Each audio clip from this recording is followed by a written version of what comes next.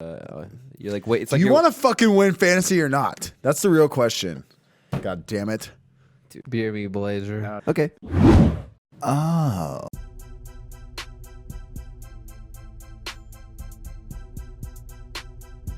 Welcome, everybody. This is Mike, also known as Mr. Miyagi, also known as the defensive stream legend. I'm here. This is the Average Bros Fantasy Football Podcast. I'm here with my bestie right here. That was a little, I don't know. You're up there. If this was MySpace, you'd be in my top 8. Would I be at the top of your waiver priority? Yeah, you would be at the top of my waiver priority. Great segue. That's what we're talking about here, boys. We're talking about waiver wire, baby. That's what this episode's about. Episode 15. Episode 15, we're talking about waiver wire. This is the Average Bros Fantasy Football Podcast. We're here, and we're going to steer you clear to a fantasy championship. Let's just get it started, huh? There's a lot of talk, a lot of interesting. Obviously, it's week 1. Everything is totally different from what you drafted to what happened. So let's get into it. Yeah, so your boy T here. We're going to do the waiver wire for week 1. So just one thing for me, like me personally, that I've wanted to do different than like all these other people who talk about the waiver wire is a lot of people, they'll only be like, in order to be eligible for their quote unquote waiver wire column, you have to be like 50% or more available, or else they won't talk about you, which I think is fucking stupid, because it's like, okay, so if someone's available in 40% of my leagues, you're not going to tell me about him, and now like I'm not going to go grab him because I was thinking like, oh well, this person didn't touch on them because they're not available. So a lot of times you'll hear me say like they're available in like only 20% of leagues, but I know it doesn't sound like a lot, but if they're available, then you never know. Right. Maybe they're not 100%. Yeah, maybe they're available in your league for some reason, and if there's an opportunity for you to go out and grab this player, I think it'd be just like worth noting that like, hey, this player is available. Go take a look. You just never know. For sure. I couldn't agree more. So we can just start off. We're gonna go from the quarterbacks, running backs, wide receivers, tight ends, and then Mr. Miyagi, the defensive legend, or is that what you called yourself? Yeah. I'm the streaming defensive legend. Defensive legend. We'll touch on the defenses too. So, but quarterback-wise, it's kind of easy. I feel like most of the good quarterbacks are already owned. You know, Aaron Rodgers, Baker Mayfield, whatever those guys, Deshaun Watson and whatnot. But a guy who's available, who I think should be available, or who I think should be owned in 100% of leagues I saw that wasn't, was Lamar Jackson. He's available in 20% of leagues. And like I said, I know that's not a lot, but if there's a reason that he's available in your league, you should go pick him up. Even if you already have a good quarterback and you just go pick him up and throw him on your bench. I've said it before on plenty of other podcasts in the past. Like, I'd rather have a guy on my bench blow up and have a monster 30-point game on my bench instead of me playing against him and he puts up 30 points against me. Definitely. Yeah, it is always nice to have that that player just sitting on your bench. And it's nice, we've talked about it too, is when people go to look for a guy and you already have them. Yeah, it's like that's why we take these long shots in our drafts. Random guys to look at, like Trey Quinn, stuff like that. Yeah. So just another guy to maybe touch on is Matt Stafford. I know a lot of people are kind of sleeping on Matt Stafford. He's available in 84% of leagues. I think he finished as the 4th best quarterback this week.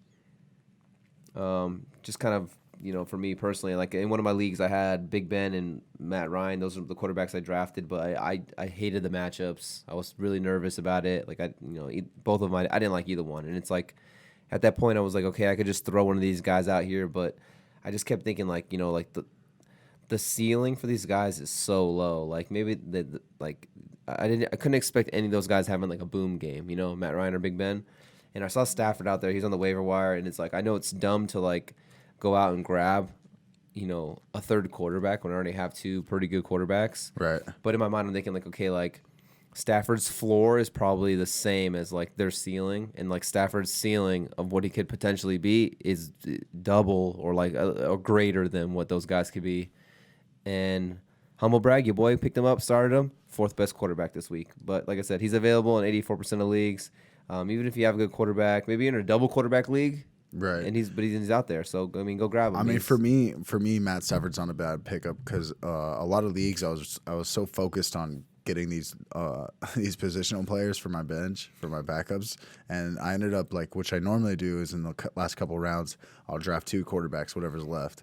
And I don't know what happened, but I would get left, and there's 3 rounds left, and I need a quarterback, a defense, and a kicker. So I'm like, oh fuck, I could only get 1 quarterback. So there's a couple leagues where I just have like Lamar Jackson, or I just have Kyler Murray. Yeah. So for me, Matt Stafford's not I'm in a type of situation where Matt Stafford's not a bad pickup.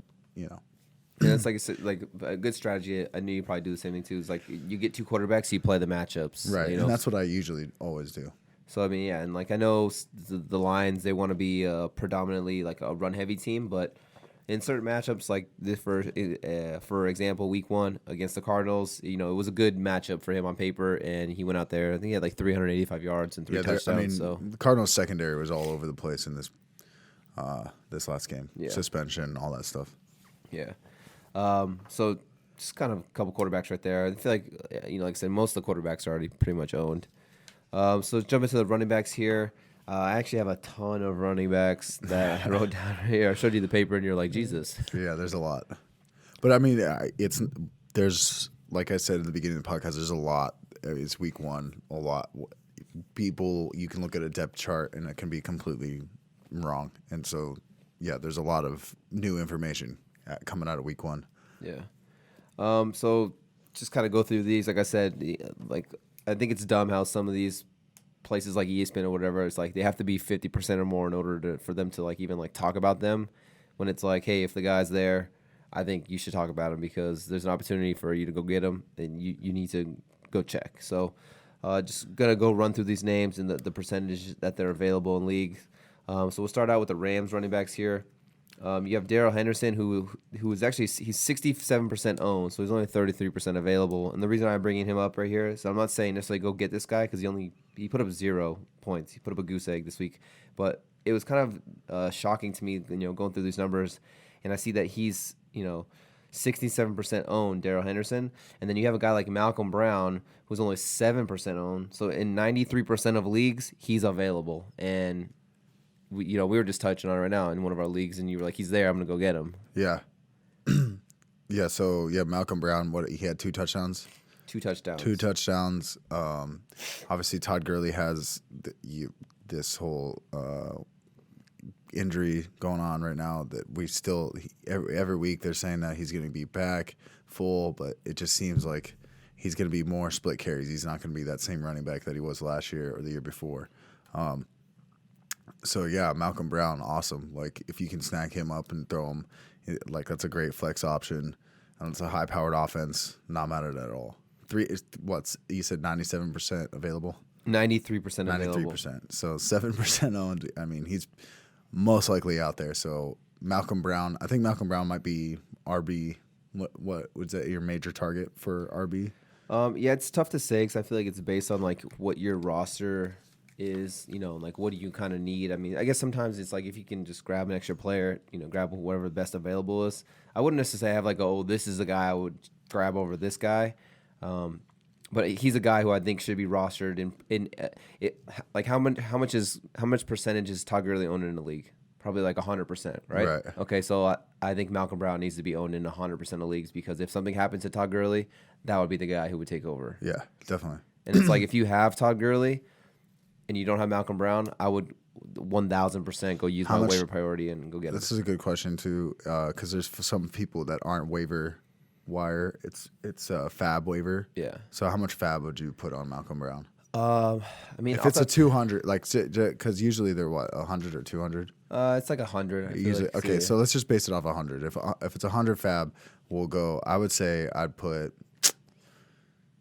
wouldn't put more than 20 on Malcolm Brown, maybe 15 at the most. I was gonna say 15. That was kind of a number that jumped to me, just because I want to make sure. Like, that's a good chunk, 15%. But it's like to get a guy who, I mean, like they said, they wanted to get Darrell Henderson 10 to 12 touches a week, but maybe it's Malcolm Brown that gets 10 to 12 touches a week now. Like you said, it could change. High-powered offense. I mean, like I said, if I have Gurley, I want to hedge my bet. if something happens to Gurley, I know at least I have Malcolm Brown, and you can kind of plug him right in, and you'll be okay with it. Right. Another guy right here for the Buffalo Bills, Devin Singletary. It was interesting in this last episode. We kind of went over the whole, running back distribution with the snaps and touches and whatnot. But I mean, he kind of came out and showed that he's the best running back in this backfield here. But he's available in 22% of leagues. And like I said, I know it's a lot, 78% owned, but in 22% of leagues, he's out there. And here's a guy who is pretty much going to be a starting running back or a flex guy pretty much week to week, it looks like, and he's out there. So, I mean, if he's out there, you go get him. Yeah. You guys got, like, Justin Jackson. He's available in 60% of leagues. I mean, if you have an Austin Eckler or if you have Melvin Gordon, and you're kind of waiting for Melvin Gordon to come back, I think you need to get a Justin Jackson just to kind of, like I said, hedge your bet and, make sure, you have this backup, or if, like, something was to happen to Austin Eckler, Justin Jackson's there, he would be the only guy there. He'd probably see like 20, 25 touches a game. For sure. Did I tell you, sorry, little side note. Did I tell you I was helping Jeff? I was texting him during his draft. And I was like, yeah, grab Justin Jackson later. He grabbed Justin Jackson before Austin Eckler. Really? He grabbed Justin Jackson, and then he went back around, and he grabbed Austin Eckler. I mean, at least he got both of them. I mean, he got both of them, but it's just like really funny the way it ended up. Yeah. How normally it's the other way around. Yeah, no, yeah. I mean, he was like 3-4 rounds different, but pretty funny. Yeah. Yeah, for sure. Justin Jackson, go get him. He's a good running back. You got Matt Breida. I mean, he's pretty much owned in a lot of leagues, but 16% available with the whole Tevin Coleman injury. He's already been ruled out for week 2. Tevin Coleman. Matt Breida is going to be the starter. So you got guys like Matt Breida, 16% available. If he's there, I'd go get him because he's probably going to be like, the main guy there. But then you also have Raheem Mostert, who's 99.9% available. Putting mustard on your fucking bench, baby. Yeah, so go grab him. I mean, the only thing I say with him is, when Tevin Coleman comes back, he probably fades out. Sure. So I'm not spending too much fab on him. Or I might not even necessarily be wasting a high waiver priority. He's a guy. He's a guy that you can like. He's a guy. This is what I do for waiver wire.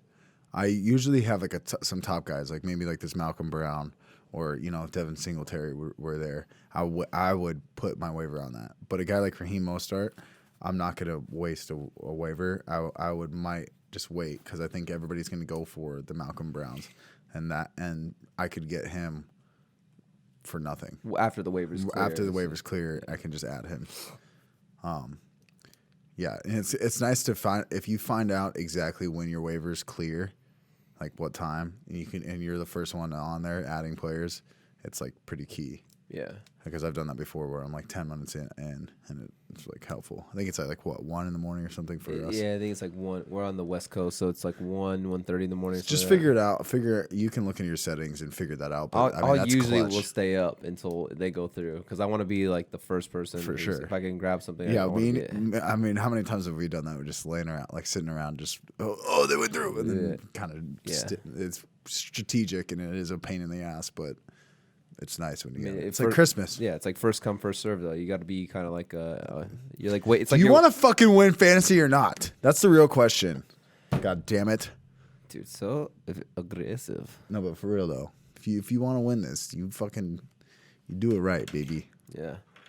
So just like another running back who's kind of tied to, another running back being injured. But you got Gio Bernard here because Joe Mixon, he got hurt. Gio Bernard, I was even saying this before the injury happened to Joe Mixon, but Gio's available in 68% of leagues. He'd be one of those guys I'd be going out and getting to because if Mixon misses anytime, he's like a 3-down back, so he would be like a full workhorse back, in an offensive, coaching. Zach Taylor, he's like an offensive coach, not a defensive coach, so it's an offensive scheme there in Cincinnati. So yeah, even before the injury, I was telling people, Gio Bernard, he should have been drafted in every single league. I think people are sleeping on Gio Bernard and forgetting on how good he could really be. He would probably be one of my main guys if he's out there. I'm trying to get him. And I think he's even more than just a handcuff. Yeah, I think he even with Joe Mixon in there, he still is, like you said, third down back. Yeah, he's got some standalone value where he can be a flex guy. Right. 10 to 12 touches maybe, each week. So 68% available. He's another guy right there. I think he needs to be rostered in way more than those leagues. For sure. So you got the news with Darius Geis. He hurt his knee, or he's having some knee issues, so he's probably gonna miss some time. So you got guys like AP, who's available in 72% of leagues, and Chris Thompson, who had, I think it was 10 targets. He's available in 81% of leagues. These are guys too who would be at like the top of my list. If I can try to get one of these two guys. For sure. I mean, obviously AP was a healthy scratch, so when Geis is there, he didn't play.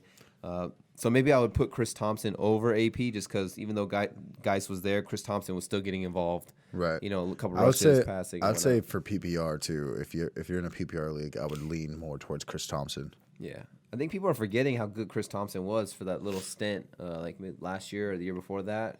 It was Chris Thompson, and then who else was there before Darius Geis?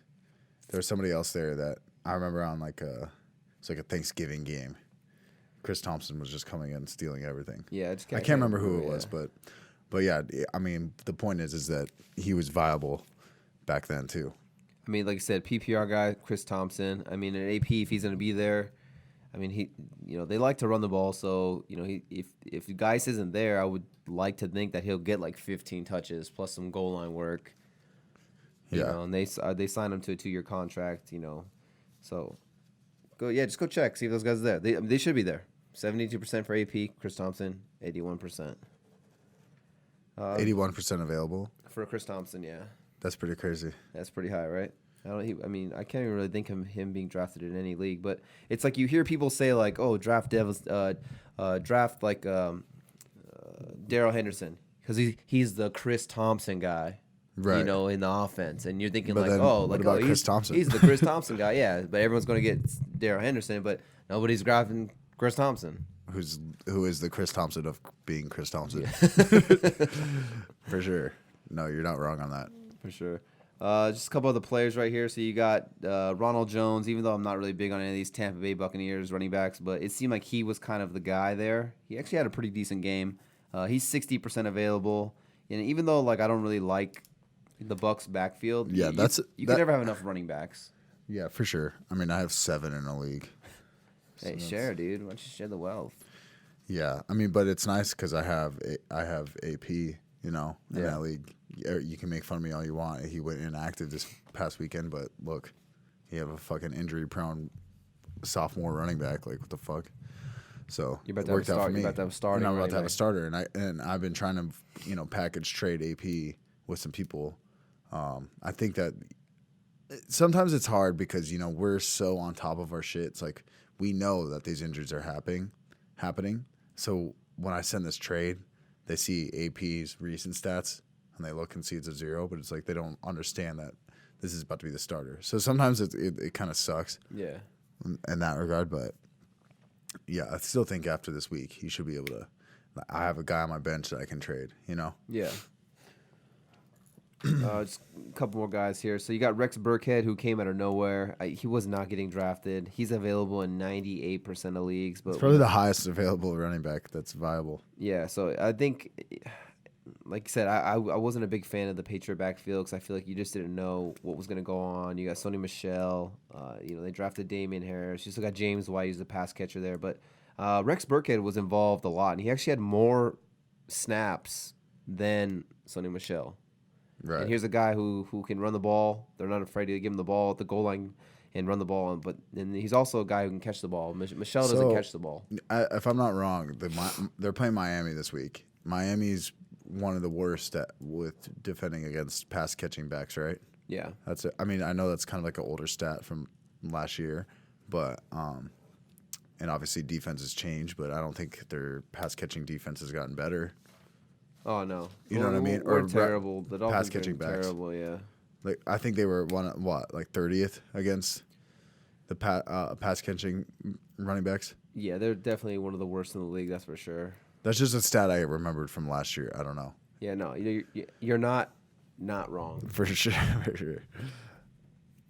All right, so we jump into I guess just one last name real quick here. You got C.J. Anderson. He's 84% available. The Lions, they want to run the ball a lot, and even as much as we all love Kerryon Johnson, I don't think he's a full, like, 3-down running back that they're just going to give him, 20, 25 carries a game. So I think C.J. Anderson still sees some type of run, and I kind of touched on it in the last one. If Kerryon Johnson was to get hurt, which he's kind of been injury prone, C.J. Anderson would be the de facto like running back in the offense, and you could have yourself a steal here. So I mean, maybe if you're into handcuffing, because I know some people play differently. So if you're into handcuffing your running backs, and you want to go grab a C.J. Anderson, throw him on your bench, to cover your ass in case something did happen to carry on. Sure, he's out there. My boy is out here. He out here. All right, so we jump into these wide receivers that are available, and I got a ton of receivers.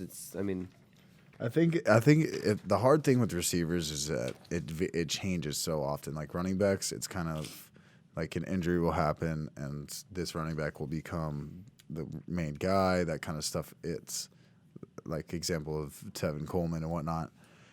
I think with wide receivers, it's just hard to know. Like we've seen D.D. Westbrook. We're thinking like now he's not going to be as good because Nick Foles is injured. I feel like wide receivers are a little bit harder. That's why you have so many on your list. You know what I mean? Yeah, for sure. It's just crazy because, a lot of them had some good games, and, like, they're not even on anyone's team. So for sure, that's kind of why I had to go through here and this. But just kind of one I have at the top of the list right here. He's actually owned in a lot of leagues. He's only available in 21%, but it's Michael Gallup. He's actually one of my sleepers this week. Humble brag, I actually threw him in my lineup and started him. It's one thing to put someone as a sleeper. It's another thing to actually start him. You started him. I started him, yeah. He got me 25 points. And that's just bonerific right there. Yeah, it definitely makes you feel good when you're like, okay, who's a guy who's like a deep sleeper? You call him a sleeper. I guess he's kind of a deep sleeper, right? No, I think he was on a lot of people's radars, that like especially like Dallas fans and stuff like that. But yeah, no, I think a lot of people drafted him and left him on their bench. I don't think a lot of people started him. Yeah, he was having a crazy good preseason with Dak. It's making that second year, so usually, if the receivers, that second year, obviously, you're going to be better than that first year. And, just kind of thinking like Amari Cooper, he's been dealing with the foot injury. Although he did come out and have a really good game. Who knows if that's something that could be re-aggravated, and then maybe he's got to miss some time. Gallup could be the number one there. And then also, when the Cowboys go play other teams, Amari Cooper's always going to see that main corner, especially if that main corner shadows. They're always going to shadow Amari Cooper, which leaves Gallup on, against these like second tier kind of guys. Just for instance, off the top of my head, like we see guys like Tyler Boyd. When AJ Green's there, he's better with AJ Green because AJ Green draws more attention. So, and Tyler Boyd's a good receiver. So well now he's going against like the second or the third corner. He's going up against PJ Williams. Yeah. Our favorite guy for sure. Yeah, good example. And it's like he eats against these lesser corners because the main corner on the team is following AJ Green around. It's kind of the same thing with Amari Cooper here. So I think Gallup could have a huge year, and obviously he's off to a pretty good start. For sure. Deshaun Jackson, he's 29% available. He's probably, if he's out there, he's probably going to be like the top of the waiver wire list for people after he Deshaun Jackson. Deshaun Jackson. What is that what I said? Yeah. Oh, yeah. 2 touchdowns, 100 and something yards. He's for sure going to get picked up. You guys got Jamison Crowder. He's 30% available. 14 catches for this guy here. He had 14 catches, but he only had 99 yards. Who? Jamison Crowder. That's pretty wild. 14 catches, that's like Michael Thomas status right there. Yeah. Remember Michael Thomas had, I think it was like a record, he had like 16 or 17 receptions last year in week 1. So, he could be a PPR machine right here. We kind of saw it last year. The name Quincy Enunwa, he lined up in the slot. And, Enunwa had a couple good games, with Sam Darnold. So it could be that he just kind of leans on the slot guy a little bit more. Robbie Anderson, obviously, he's like a big play kind of guy, but he's not a high volume guy. So, Gase, he does tend to lean on the slot receiver. Jameson Crowder, he should be picked up. Like I said, even if you're not starting these guys, at least have them. Have the depth. And like I said, I'd rather have this guy have 14 catches and 99 yards on my bench instead of me playing against him thinking like, who the fuck starts Jameson Crowder against me? And now he's the reason why I lost. Right. You got guys like MVS. He's 36% available. He needs to be 100% owned. Marquez Valdez-Scantling. Yeah. I couldn't agree more. How a percent? He's 36% available. So, I mean, he'd be a guy, if I can go get him, he needs to be drafted. It kind of looked like he was the second receiver there in Green Bay, not Geronimo Allison. And, I know Anthony's done the numbers, but, like, whoever the second receiver is in an Aaron Rodgers-led offense has some value. For sure. And he's the field stretcher. I mean, here's a guy at MVS. He's 6'4". He runs like a 4.40. Just a tall, lanky guy. He's that deep threat, Right. big play receiver. Yeah, and that's MVS's how he did against the Bears. You know what I mean? Yeah. So going forward, he could have bigger games than that too. Yeah, and Aaron Rodgers came out and said, last year, MVS he's fast, but he was saying he was just like a fast guy running around the field, but he had like no direction. He didn't know how to run route. He didn't know how to play football. He was just a fast guy who could get by people in college. But now it's like, okay, now he's getting better. He's actually learning how to be a professional wide receiver. His route running's gotten better, all that. Yeah, and I mean, if the quarterback like Aaron Rodgers is coming out and saying that about you, he's obviously going to trust you, and the more he trusts you, the more he's willing to give you an opportunity and target you. So just a name right here too. We touched on him yesterday before the game started, but it's Tyrell Williams, and he's available in 36% of leagues as well.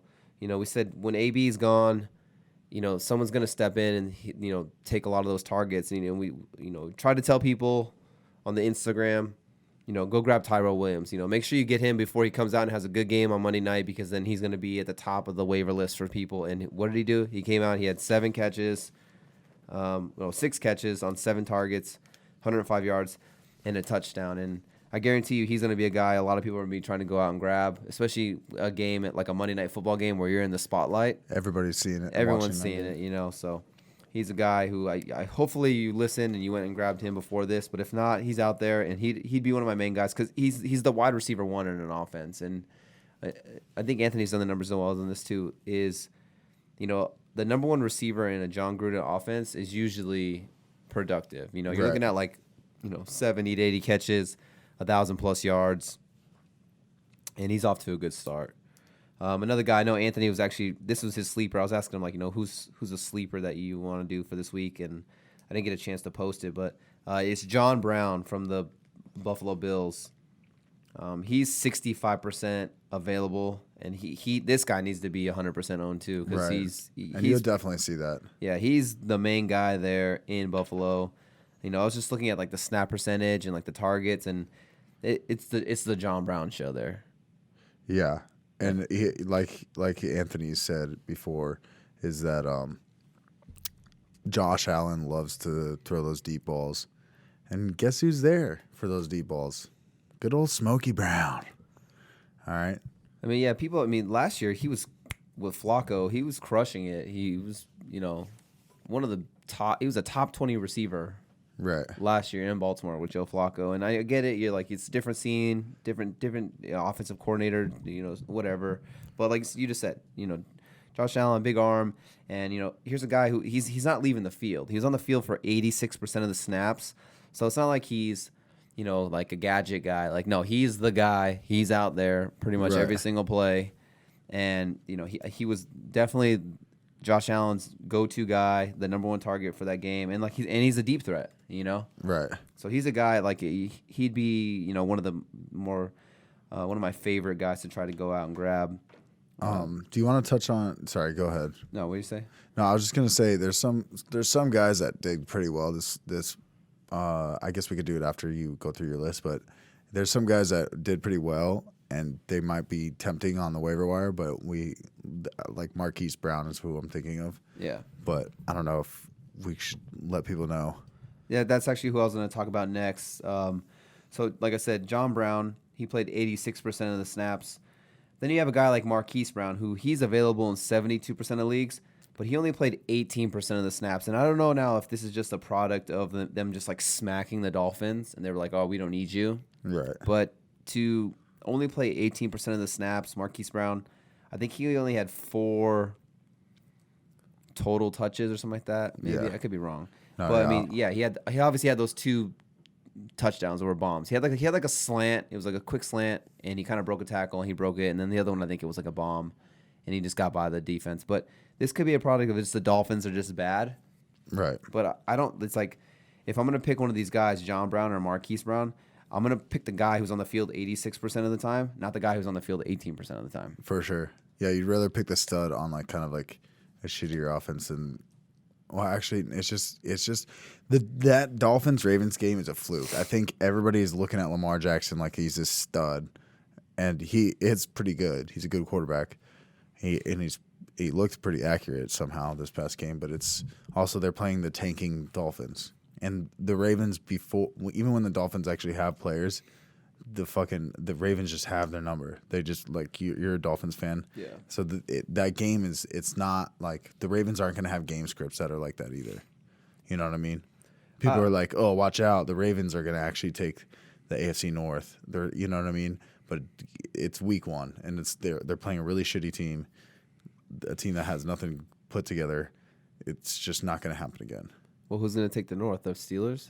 Well, I mean, fuck. After watching the Steelers-Pats game, I mean, I still look. Did I put the Bengals? Not the Browns? The Browns are not taking. The Ravens look pretty good, dude. The Ravens do look good, and but I just don't.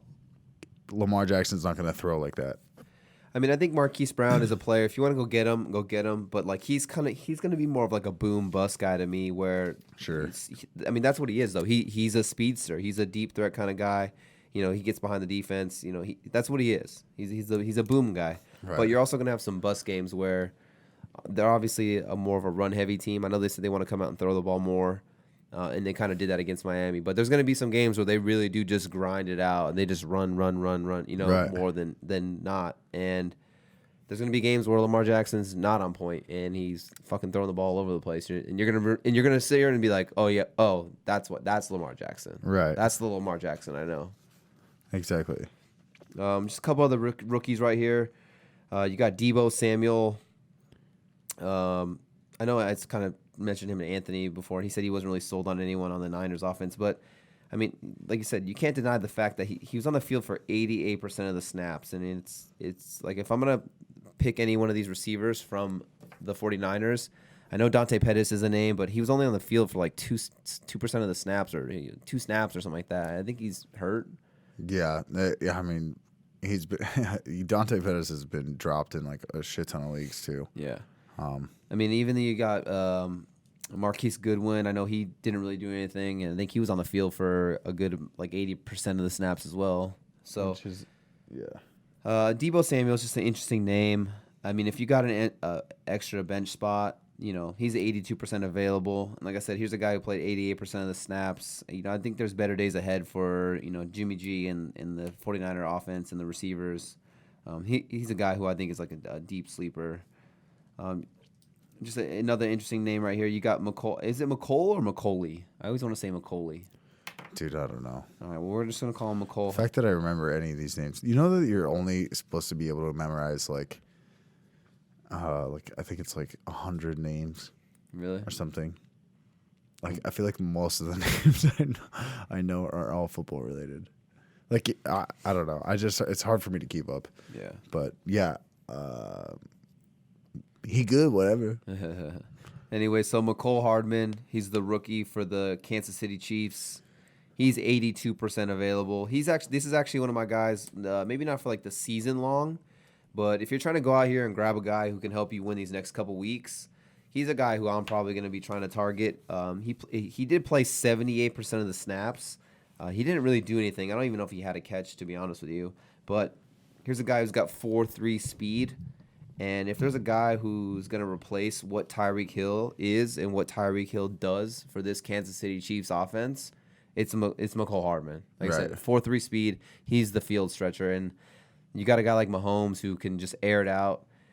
The guy who can it's run not even right like by airing everyone. it out. He fucking bullets it out. Yeah, yeah. But yeah, for sure. But here's a guy who I like. Like I said, maybe the long term for the season overall, his value isn't there. But a guy who could, for the next 3 to 4 weeks while Tyreek Hill's out, this could be a guy where, I mean, just think like Deshaun Jackson type status, you know, just a guy who's a burner down the field, and all it takes is John Brown. all it takes is one play, 60-yard touchdown, boom, he's made your day. And that's a lot of times how you got points from Tyreek Hill. Yeah. It was just off of one play making it happen.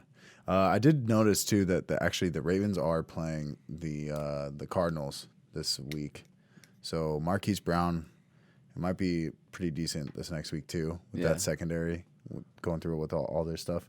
Cardinals secondary. So I mean that actually like encourages if you have him. Maybe after this week, I think he should maybe if he gets another tug, try and trade him. Yeah. Because I don't think that's just going to continue. Yeah. So we got we got a couple Washington Redskins wide receivers. So I know your boy Trey Quinn here. He's available in 97% of leagues. We had a pretty decent game. I think it was like 4 for 37 and a touchdown or something like that. Yeah, for somebody that's not drafted, I mean, I just wanted to see if that rapport was going to be similar to the Emmanuel Sanders. Obviously, Emmanuel Sanders is more of a veteran wide receiver. He's more tested and proven, so maybe Case Keenum leans on that more. But it did seem like he leans on slot receivers. He leaned on them enough to put him in the end zone. So yeah. So Trey Quinn, he's a PPR guy, deeper kind of guy. But then you have Terry McLaurin here. He's the rookie out of Ohio State. Monster game for him, over 100 yards. He kind of looks like he's the main wide receiver there, actually. Yeah. They don't really have a main receiver. It's like Terry McLaurin, Trey Quinn, and Paul Richardson. Right. And that's about it. There's nobody there. They got rid of Josh Doxson. Jordan Reed can't seem to stay healthy. Didn't they have Jamison Crowder last year? They had Jameson Crowder last year, yeah. Yeah. But like I said, Jordan Reed, he's one concussion away from going full retard. So yeah. Dude, I mean, fuck. It reminds me of that movie, Not Another Teen Movie. Yeah. You know when the kid got like so many concussions and then he died or something? I don't know. So, I mean, yeah, that's another name right there. Anytime you can get the number one receiver from a team, even if it's not the best team, you want to go get that guy. And if at some point Dwayne Haskins takes over the starting role there in Washington, that could probably only help Terry McLaurin because they went to college together. They both played at Ohio State. So the rapport there, the chemistry is already there between those two. And, if and when Dwayne Haskins gets into the starting lineup, McLaurin will probably be the guy he leans on out of anybody. A couple other guys here. So you got John Ross, who's just a monster game. He's available in 95% of leagues. I think he's just been dead to everybody because he hasn't really done anything. Last year, it seemed like last year he was one of those guys that he was like he was really fast, but just wasn't really football relevant, Yeah. Here's a guy who broke the record for the fastest time in the NFL Combine for the 40. It was like a 4.24 or something like that. That's what I mean. Is like he seems like last year. It seemed like he was one of those track guys that they just put him on the team because he's fast. Yeah. So Deshaun Jackson, that's what he is, And Zach Taylor's there now, the coach for the Bengals. He's more of an offensive-minded guy compared to Marvin Lewis, who's more of like a defensive guy. So maybe, new coaching, new scheme. Maybe they finally are learning how to get this guy involved. If you're got a bench spot open, why not? AJ Green's going to be out for a couple weeks. They don't really have. Eifert can't stay healthy. They don't really have another tight end after that. You have Tyler Boyd, but after that, it's kind of John Ross. And like you said, with these speedster guys, all it takes is one play, and it literally makes your day. Right, for sure. You got Devontae Parker here. I know this is a homer pick for me, but 90% available. And just after watching that game, seeing how bad we are, we're going to be throwing the ball a ton. Yeah, half the plays, I noticed it was just like when Fitzpatrick was in, he's just throwing the fucking ball up, trying to make something land. Yeah, we're going to be chasing pretty much every single game from behind. So throwing the ball more. And like you said, Fitzpatrick, he's a gunslinger, and he's not afraid to throw it up. And just there was one play.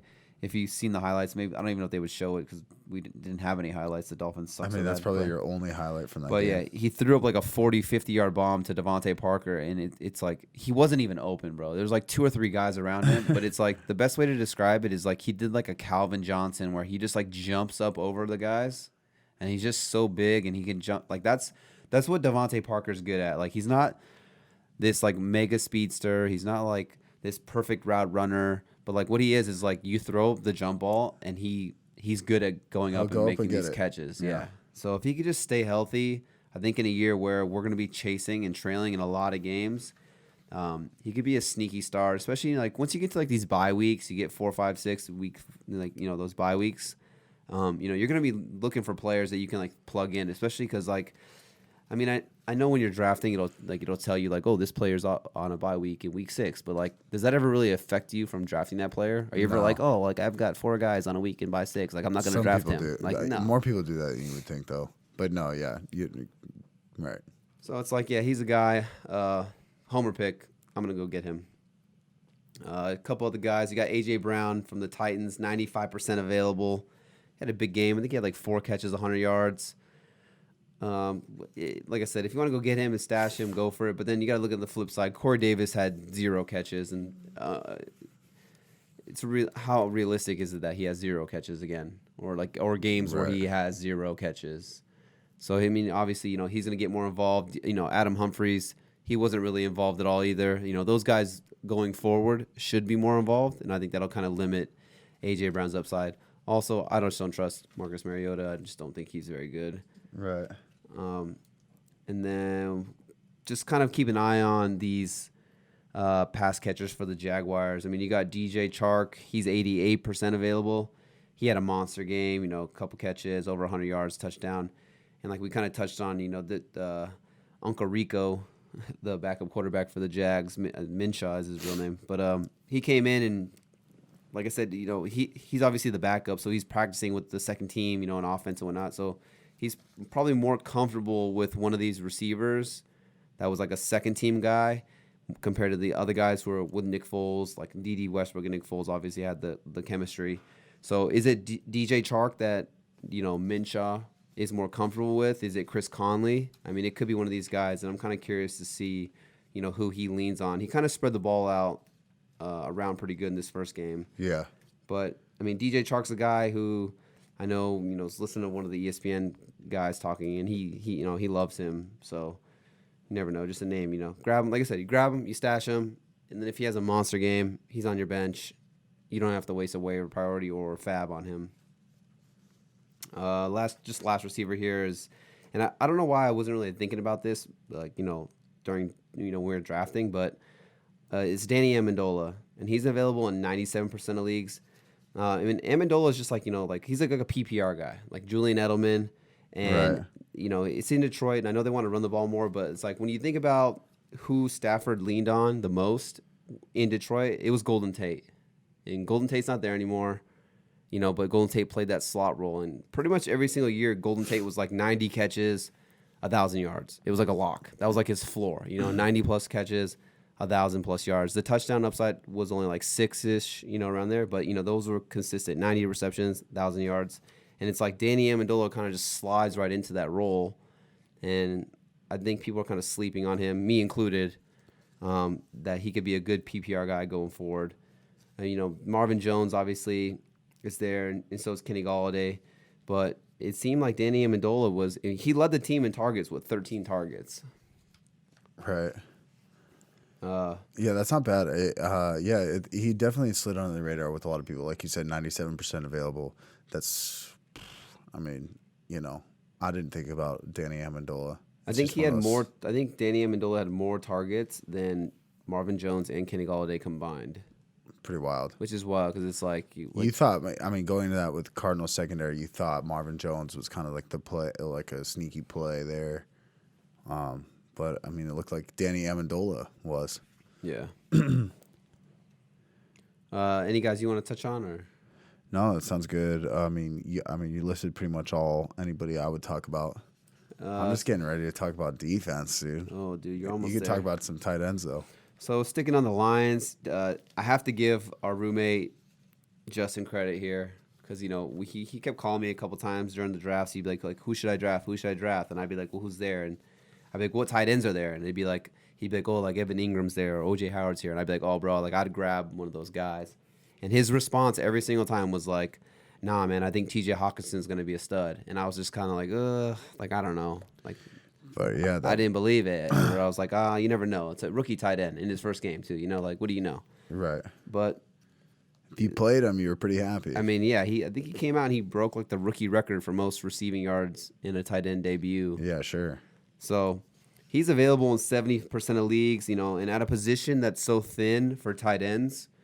I mean, I think he's the George Kittle pickup of this year, maybe. I mean, he could be. I mean, you said he got drafted in the top 10. Yeah, he's 8th overall, I think, in the NFL draft. Yeah, so if you need a tight end, or if you're a guy who wants to get like a double tight end, play the matchups, why not? I mean, take a chance on him. Obviously, first game comes out and you couldn't ask more from the guy. You got guys like Mark Andrews. He's 50% available. He had a monster game. I think he had like 8 catches, 108 yards, and a touchdown. He's 50% available. And then Darren Waller, 73% available. Like I said, we touched on it. We try to tell people, go get this guy before Monday night, before he comes out, and he has a good game. I mean, he had 7 catches for 70 yards. And, they just kept, the whole Monday night, they kept talking about him. Like, this guy's a stud. This guy's a physical specimen. He's a freak, blah, blah, blah. And hopefully you went out and grabbed him before this, because like I said, it's always nice to be a week early than a week late. Hopefully you drafted him. Or if you drafted him. That's always nice. Some people did. I did in one. But yeah. And then just last one, Greg Olsen. He's available in 33% of leagues. I mean, he had 10 targets, so maybe he's still, a go-to guy. How many yards did he have? I'm not sure. I probably could look it up, but it seems like he's still kind of like a safety blanket for Cam Newton. Right. And 33% available. Yeah, I'm not mad at Craig Olsen. I just only asked because I had the beer bet with somebody for that. For Greg Olsen, if he had over or under 50 yards. I think it's less than 50 yards, though. I think it was less than under 50 yards, but I could be wrong. But yeah, just some guys there. So yeah, I mean, if I was gonna, it'd be tough like to put what priority up for 36 yards for these tight ends. I think I might say Darren Waller just because it kind of looked like it was, the Raiders offensive wise, it looked like it was like Tyrell Williams, and then second in the pecking order was Darren Waller. Yeah, it did look like that, huh? Yeah. Here's a guy who was a former wide receiver. They converted him to a tight end. He'd be one of the main guys I'd be trying to get. Mark Andrews, he had a monster game, but don't forget that they still have Nick Boyle there, and he plays a ton, but he's more of like the pass or run blocking tight end. Right. He does catch the ball here and there. And then you also have Hayden Hurst, who was actually drafted in the first round ahead of Mark Andrews. He's still there. He's like the pass catching tight end too. So it just kind of worries me sometimes. Like Mark Andrews might be a boom bust kind of guy. I think that everybody ate on that Ravens offense in this game against Miami. I kind of touched on that before, but so I just don't trust that all these guys are going to have this much volume and this much. I mean, dude, there's touchdowns to go around. Lamar Jackson threw for 5 touchdowns. Yeah. Lamar Jackson had a career record of 3 touchdowns in a game that game. So before this game, he hasn't thrown more than 2 touchdowns in a game. Yeah. So you're not look. If the Dolphins, I hate that I keep saying this, but the Dolphins are just not good.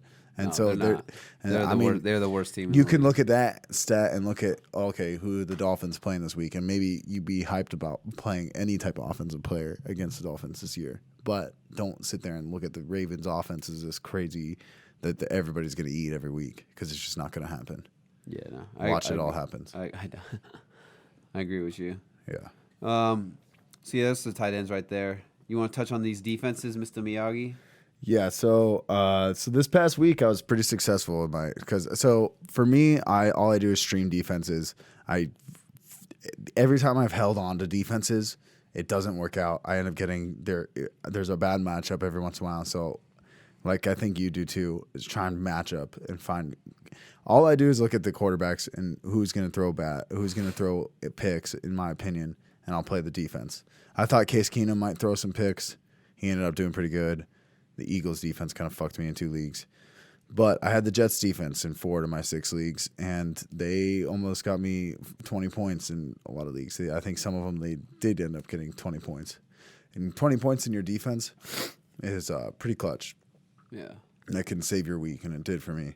So Jets defense was pretty good this week, and that is actually one of the top ones I like this week again. So if you listened and you have Jets defense, they're still I think 26%, 24% owned now. So I would go and try and get the Jets defense again against the Browns. They're playing the Browns in week 2. Baker Mayfield threw 3 interceptions. I think he threw a pick 6. Fucking sign me up. I think that sophomore slumps. I think Baker Mayfield could do it again. They lost the offensive lineman. What's his name? Kevin Zeitler.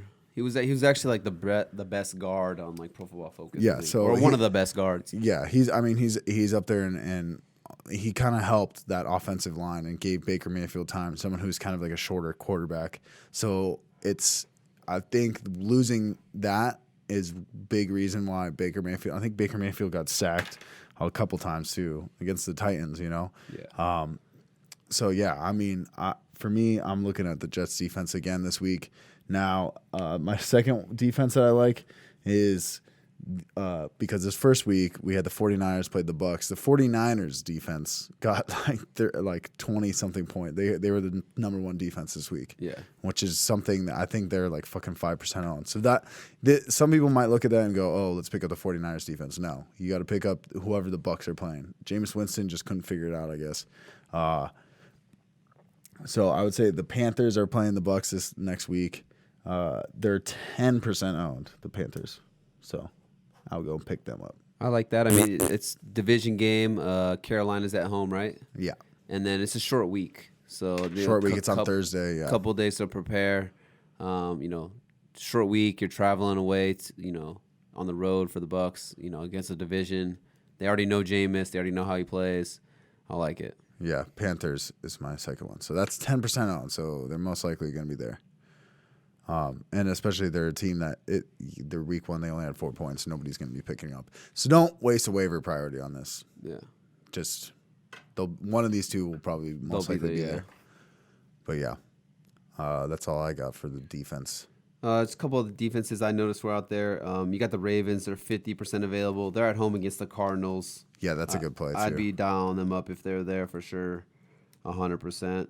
And then you got the Patriots who are 25% available. They're going to be in Miami, and Miami not good. Yeah, I think that could be a bloodbath right there. That could be bad. The Patriots defense could be a good streaming one, and then the Texans are 70% available. They're going to be at home against the Jags. I know the Texans didn't do that good this week. But they were on the road in I thought New about Orleans. I thought about adding the Texans on there too. But it's just that backup actually looked pretty good. Yeah, but you got to think the Texans are at home, so the Jags will be on the road in Houston. The Texans are obviously going to be hungry to get a win. They just had that, kind of a heartbreaking loss right here on Monday night. And then they are going against a rookie. I know he had a good game. The Minshew guy, Uncle Rico, he went 22 for 25, but it's playing against the Chiefs defense. It's not that good. Right. Chiefs defense, Texans defense, a little bit better. So just some sneaky options there. But like you said, if the Jets or like the Panthers are there, I like those ones as well. The Ravens, Patriots as well. I like those ones too. Yeah. And then let's see, the streaming kickers of the week are. That's right. We don't give a fuck about kickers. Yeah. Maybe we should. Play a fucking kicker that's in the league. That'd be tight. I mistakenly played Giorgio Tavecchio, who was dropped by the Falcons. It's a bold strategy. On August 31st. Yeah, and then also if you play a player that's not in the league, don't talk shit because you'll sound like an idiot, which I did. So don't do what I do. I just hate kickers. It's just so unpredictable. Oh, I know. In one of my leagues, we got rid of kickers. It's like my favorite thing. It makes me I like this league already, and then once we got rid of kickers, it made me love this league. I look forward to looking at this league every time. Yeah. 3 wide receivers, 2 flexes, no kicker. It's my shit. It just sucks like when you feel like you lose because like some guy's kicker gets him like 17 and then your kicker gets you like 2 or 3. Just because the game script wasn't there. Oh, tight. Or it's a defensive game. And it's just at least with defenses, you can match base it. You know what I'm saying? Right. You can stream it. You can match base it. Well, like obviously with quarterbacks, running backs, receivers like that, tight ends, like if you're good, like a D-Hop or whatever, those guys are going to ball out, you know what I'm saying? Yeah. But even like these sleeper guys, you can find the matchups, seeing who's in, like, like a Michael Right. Gallup, You a can do Danny research. Amendola this week. Yeah, do some research. But with the kicker, it's like you really don't fucking know. Yeah. And it's like, how many opportunities are you going to get to kick a field goal? What if you only get 2? I feel like and then you miss one. Then it's like, oh, that's fantasy wise, I feel like the fantasy version of the Chargers. I just can't find a fucking kicker that works out for me, dude. Every year, just I can't. I don't know what you it might is. just have to draft Justin Tucker I'm early. gonna fucking go. Yeah, I know, Bro, right? AP for Justin Tucker? It's a bold trade. Dude, I know. It like you said though, it's just a pain in the ass when you lose to a fucking kicker. But that's that. Yeah. Anything else you want to touch on before we end this? No. Probably just, I don't even know. I was gonna say we'll maybe try to do like an episode of like some buy low players, but maybe we could just do like the Instagram TV or Yeah, we'll do a We're trying to post put out or- more content out there for you guys. But if you guys have any questions on, is this guy worth picking up? And also when you're looking at these guys, if you have a short bench, don't go out and try and drop. Don't drop. We're telling you to pick up these players. Like if you have a guy like I have Tony Pollard in a league, it's like, okay, yeah, they said they were going to split carries, and maybe I could handcuff, but to me, I'm not that worried about it. So I'm going to drop Tony Pollard, who's just going to be sitting in a bench spot, and I'm going to try and pick up maybe one of these running backs like a Malcolm Brown, who's more usable. Yeah. So, but don't be dropping players that are fucking that are usable for these other guys that are kind of a hit or miss. Yeah. No, a good example. Yeah, like I have like Geronimo Allison in one league, and that's good. I feel like there's always like one or two guys where you're like, okay, like this guy's expendable. Like if I'm willing to drop someone, this is it. Right. It, I just think that some people listen to advice, and then I'm just thinking, for example, when my dad asked me what defense I thought, and he dropped the Ravens defense, and picked up the Jets. Luckily, it worked out, and luckily I was right on it, but it just that could have blown up in his face easily because he just was thinking, oh, Jets is good, then dropped it. Yeah, he could have actually dropped a different player, maybe kept both those defenses, right? Matchups with those. So yeah. Just always think, there's probably always one or two players that's expendable, like I said, and you can drop those players, and they're interchangeable. Of like, okay, like each week I'm dropping certain players, trying to find the next guy. I'm trying to be a week early instead of a week late. But don't be dropping players who are already pretty good for these guys on the waiver wire that are hit or miss. Unless these guys are really like studs. Like yeah, exactly. We said it. It's science. But thanks for listening, guys. It's been the Average Bros Fantasy Football Podcast. Check us out. If you're on the Apple Podcast app, do a little scroll to the bottom, then hit that 5 stars, and then leave us a review. Leave us a review. Helps us out. Puts us up in the podcast world. Go check us out on YouTube. Give us a subscribe to our YouTube. All these links are in the description down below. With whether or not it's the Apple Podcast app or Stitcher or whatnot, all of that, all the links are there, so you can check all that stuff out. Twitter, Average Bros FFP, all that good stuff, and a bag of chips, boy. Anything else?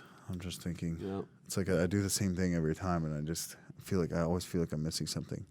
We're in season 2. This is week 1 going into week 2. Fucking excited. Week 1's in the books. We're out here. Waiver wire done.